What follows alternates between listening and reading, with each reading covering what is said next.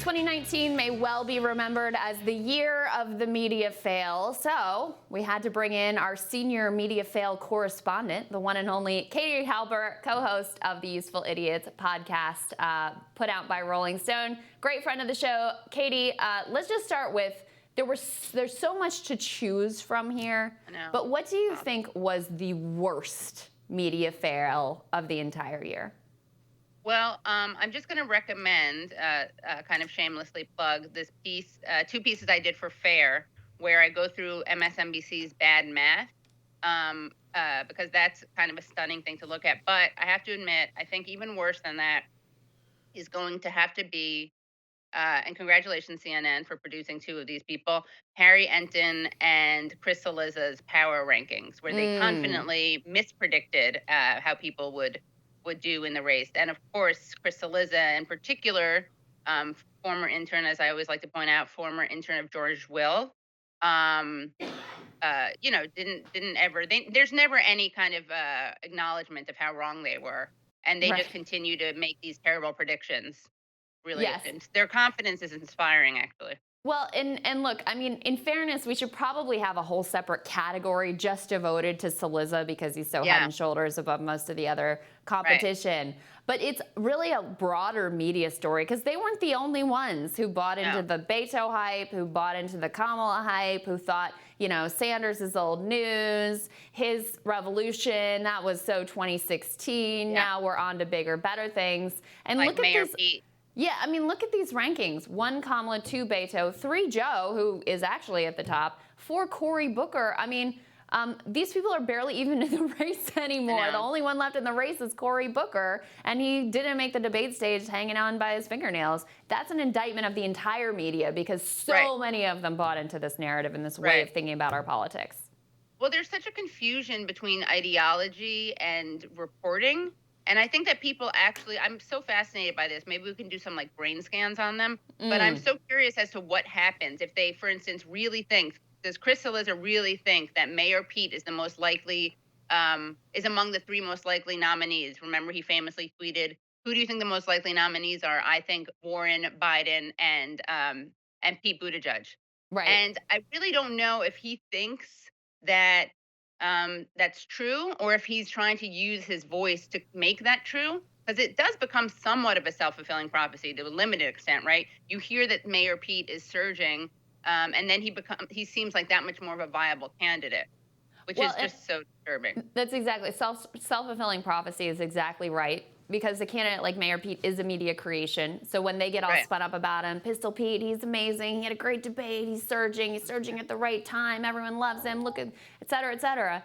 That does actually manifest into something because the audience they're speaking to, this, white affluent audience, is exactly the Mayor Pete base. So if they see something going on with their brethren or hear about it on CNN, on MSNBC, in the New York Times, that has a lot more power than it does for candidates who don't have that base, like Joe Biden, frankly, and Bernie Sanders. Right. So then they go, I guess when they hear that, they celebrate in their wine caves. They raise a glass.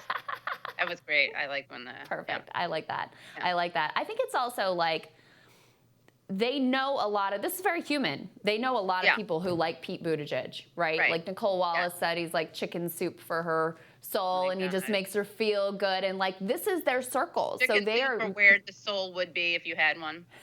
So they're living in Mayor Pete's like core demo. Right. So it makes sense to them. Of course, I get his appeal. Everybody they know loves him, and nobody likes this Bernie Sanders guy. So he can't be worth anything.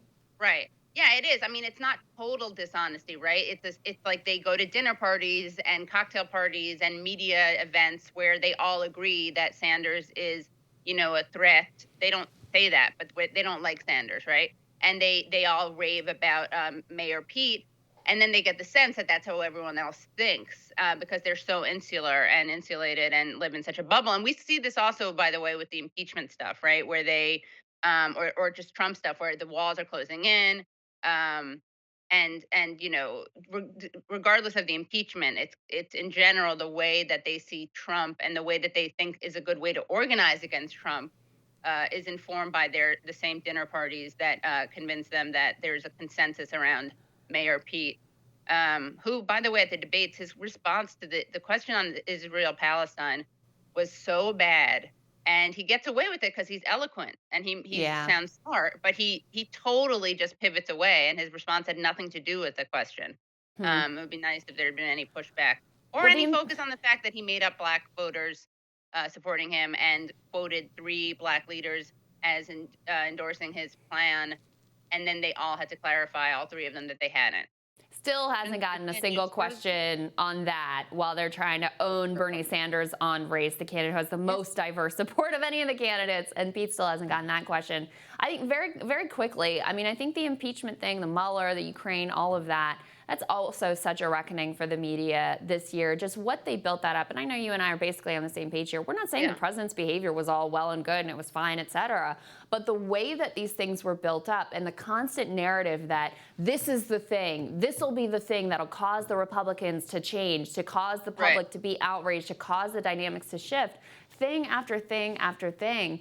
And now here we are having impeached the president, and it hasn't moved the needle one inch, not one. Yeah, and I think it's probably made a lot of his supporters double down. I think it's probably even made people who are on the fence kind of think that it perpetuates his narrative about being a victim of the media. And it makes him look like this not anti-establishment guy, which of course he represents the elite and oligarchs as Bernie describes it. But yeah, I just think it's really bad organizing. It doesn't reach anyone who we need to reach, and that's the really important thing. If you really want to get rid of Trump and Trumpism, this is not something that reaches either the Obama to Trump voters or the base that stayed home. Yes. Yeah, but there's no reckoning with reality. It's just like people's feelings. Yes. Yes, and yeah. their feelings and what they get from their cocktail circles. And I think Yeah, we're going to have to exactly, look into some of those brain scans in 2020. Yeah, we'll get on yeah. that. Katie, Yeah. thank you so much. Thank you so much Thank for being you. such a great friend of the show this year. We're so grateful for you. Thank you. Yeah, me too. For you guys. And we'll have more show for you after this.